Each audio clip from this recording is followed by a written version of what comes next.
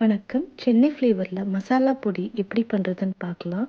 இந்த பொடி பொரியல், குழம்பு, சாம்பார் எல்லாத்துக்கும் யூஸ் பண்ணலாம்.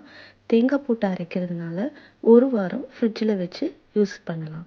இப்போ தேவையான பொருட்கள் பார்க்கலாம்.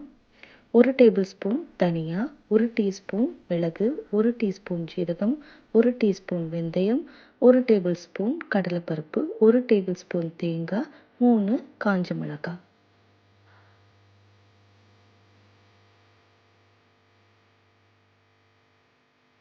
இப்போ மிளகு, ஜீரகம், பருப்பு, வெந்தயம், தனியா, மிளகாய் எல்லாத்தையும் ட்ரை ரோஸ்ட் பண்ணிக்கலாம்.